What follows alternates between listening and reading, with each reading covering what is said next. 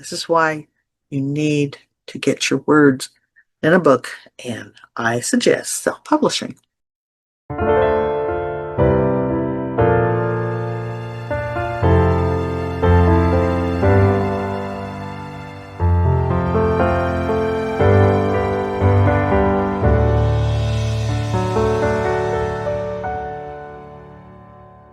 Your book gets out there into the public, into the right hands, and then it becomes a movie, which now the people will be able to buy your book, more books, because they get this big billboard. It's a movie. And it's all something that came from you on your journey. When I wrote one of my books about footsteps, my journey, I was inspired by the last lines that said, "What kind of footsteps will you leave for those who follow you?" This poem that came to me, and it was an entire poem, these were just the last lines. I ask you, my fellow traveler, before your journey here is through, what kind of footsteps will you leave for those who follow you? Now, that was something that inspired me to write an entire book about a project that I'd worked on with an author, the lady who wrote Footprints in the Sand. I met her in 1979 at a place called the Palomino in North Hollywood. And my journey began. Now, through writing my book, the next step that happened was, and it didn't happen like right away, bam, bam, bam. We'd like for things to happen like that. And in fact, when you see the movies, like when people get discovered, or, it's like, oh, it happened right then. Oh, they did this and that. No, most of the time, it takes time. So, in the evolution of my book being put into the right hands, because I self-published, wrote the book, self-published, and basically I had something that was a tool, something was my voice to get out there. I was telling my journey of what it took to help a woman whose poem went author unknown for many, many years, you guys. In fact, other people tried to claim her poem, Footprints in the Sand. And when I met her, I even said, you couldn't be the author because it's author unknown. This old 1939 original, handwritten by her copy she kept. She had it with her. She threw it in a box, and I found it in this box. And I told her I would help her become author known. Now, it's been many, many years. However, through this process, and through my life it took me to write my book about my journey with her, because we did many things. We even got a movie, two movie deal offers about from the book that was published by a major publishing company. A lot of work, but we did get some traction on it. However, it was stalled, and the person who stalled it was a very, very most famous person in our country, Donald Trump. I might as well say his name. He was married to Marla Maples Trump at the time, and they optioned to take it off of the market because she wanted to be Mary, and she was going to do the movie, and they didn't do the movie. In fact, they ended up getting a divorce. It was the end of the prenup. I didn't know all those behind the scene things, and I just know that we believed her, and she said that Donald would help her. So when nothing was happening, because even Mary Trump, Donald's mother, loved the project, loved the story, loved the book about Mary's life. And so when I ask, well, how come this is not happening? What's wrong with, it's getting stalled here? So one, we had to get a forensic scientist to make sure that it was authenticated, and we did that. A whole top forensic scientist, and we had the whole thing done, really and truly, a top judge in Long Beach, California. And this guy had he worked for the courts and other people who needed a forensic scientist. So we asked him to help us get the top. There was a miracle in how that all came together. And this gentleman not only just came in by himself, but he had a whole entire team of people who helped him authenticate this. And normally it's 14 points that is in this book that we have that authenticate the poem. I have that. I own the old copy. And this, he made more points than what we needed would hold up, oh, in any court, because he believed in the project too, the gentleman who authenticated with his team of people the poem. So once that was done, we thought, okay, well, the movie. However, again, not knowing about the prenup, not knowing about anything else that was going on in their lives in New York, and I'm out in California, I asked, why aren't you guys doing anything? And Marla said, because Donald doesn't want to waste a favor. And that blew me away, folks. That blew me away. I'm going, what does that mean? What does that mean? So I asked some people in my city, and what did that mean? People out here in California whose names were on the street signs, you know. So I'm going, that's old money. Okay, what does that mean? I don't want to waste a favor. And they told me, sometimes it's not about exchanging money. It's who you know. And if you give that person a favor, you do something for them, they owe you one. And that's how some people operate. Now, think about it. Let's give you that one. Basically, my friend passed away before we could go to the next level with anything. And it was sad. It was very sad. And I'm always thinking that particular project is done. It's over. So fast forward, I turned 60 years old, and this book is in me to write my story about what happened. It's Footsteps, My Journey. Now, mind you, I have written musicals, songs, and other books to help people. Books about stop procrastinating, books about be blessed and be a blessing, books that will help people. I had an event center, so of course now I want you to be able to market it or be a better speaker, time management, anything that I could do to share my knowledge and to help other people. I wrote it down in a book and self-published. But the big one was this Footsteps, My Journey. After completing it and having a little book signing and things like that, I'm going, okay, I did my part. No, it wasn't over. This is why you need to get your words in a book, and I suggest self-publishing.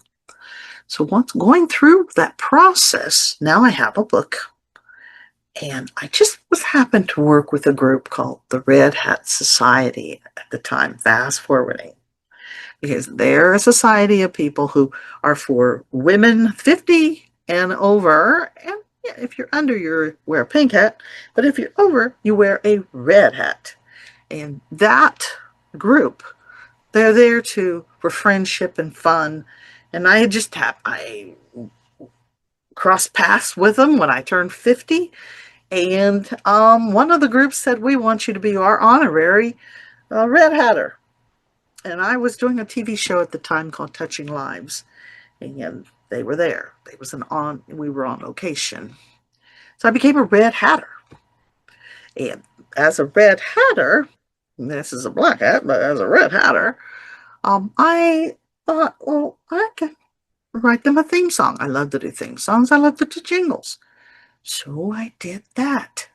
Now, down the line, okay, when the studio recorded it, down the line, I even became a person who worked with the Red Hat Society for them, doing some marketing and doing some outreach and letting the members know we had events they could go to, movies, and just kind of things. I wrote that song and then upgraded it. We did an album, that was for the theme song of the Red Hat Society. It was my song called The Red Hat Mama. Not only did I write the song, but I also incorporated dance moves to it. So you had a little line dance going on, Red Hat Mama. I'm sitting at my desk at the Red Hat quarters, they call it hat quarters, and we get a call, the CEO, from a gentleman who has a series called God Winks for everybody. God Winks was the series. And it's just things that happen that are little miracles. He calls them God Winks. He has a whole series of books. This gentleman also does Hallmark Christmas specials, God Winks. So he was on the phone. Him and I talked, and the CEO said, "Tell him about footprints," and I did my footprints book. So he said, "Oh, that's really nice." He said, I'd like to hear more about that." So I sent him a couple of things, emails about some things, and a website, footstepsmyjourney.com. After that, some time went on. COVID happened. We were all scattered a little bit, some of us, and then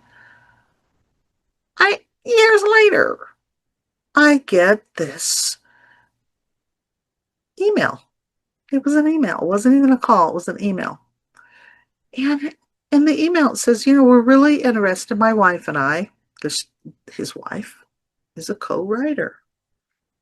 And they said, we would love to tell your story about how you met the author, Mary Stevenson, of Footprints in the Sand, and how your mother gave you a copy of Author Unknown, little credit card size, of the poem Footprints in the Sand. Yeah. Now, see, if I had not had this book that I self-published, you guys, I wouldn't have, that connection wouldn't happen. The butterfly flapping their wings, that would not have happened. Butterfly effects, that's what they call it. God winks. So lo and behold, this past Mother's Day, my story is in God Winks for Mothers. And I was able to do something very special to get autographed copies of the book, go back to my hometown in Ohio, little small town, and present my mother, who's still with us, a copy of my book, with her handing me information about her giving me that original poem, starting the cycle of how I met the lady. I even cared about the poem because my mother gave me a copy of it. Now, that's a legacy thing. It's also a book that's for sale on Amazon, and it can be, and will be, my plans are for it to be a documentary. People who are doing the book, Godwinks, are looking as it being a possible Netflix project, or Amazon getting on doing their projects. So a possible streaming, TV, movie type of a project, all from self-publishing. And this is why I know I went into length on this, but really consider joining our book club. I will help you self-publish your book. If the book's not birthed yet, giving you the encouragement to do so, the skills, the tools that you need in order to write a book, and then basically actually helping you to get it up there on Amazon. Just did that. And that's another story I want to tell you about someone who had very, very little tech skills. I might even bring her on. Say, hey, come on and let me interview you so you can let people know you now have a published book, and let them know how you actually feel about having a book published, something that you dreamed about that's able to now manifest. And our next projects are, we help you not only have the book, but to get it out there. make money off your book, sell your book. We do we do cross promotions, gift giveaways, show you how to do all of those different things where you can get. You don't have to do this by yourself. It's dream work equals teamwork. This is what we work on. I want to invite you to do the Dream Legacy Book Club. It's on a thing called school. It's a community. And in this community, I have more than one class. I have the Do the Dream team, where I teach people how to get the ideas out of their head, okay? I know I want to do this, but specifically, what am I doing? I have a system. It's called DREAM. We'll talk about that, where you can decide what it is that you want to sell, and that also works for your book. You decide what the title is. You decide what it is, because people can help you. You decide where you're going with the book, but we help you do that. You don't have to do any of this alone, guys. No more solo, alone things. Then I also have a group that is a game that I invented that started with a book, you guys. I wrote the book called Do the Dream Extreme. It's a game, 17 steps, where people help people promote. Not only decide, but they also review how this helps other people, and then they examine the tools they already have, activate it, take action right now, and monetize. That's DREAM. And I also teach you little things that I learned about prayer, about asking for help, about being anointed.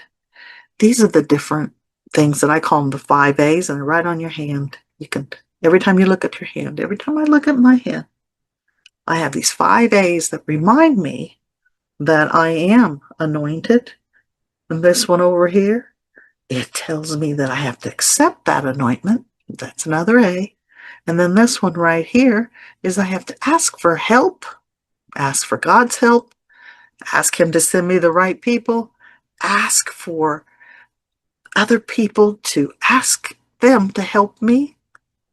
And then this A is to announce it. Announce, like, I am doing this. I am.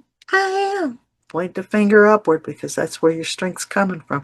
But you got to be able to let people know what it is you're doing. That's the announce. And then you got this one right here. That's active. Action. Hitch on with us. Come on, hitch on. Get on board. Hitch your ride. Because we are taking that action. And we are inviting you to be a part of this. I am so excited. And all you have to do is go to the link at the bottom. It's really $9 a month.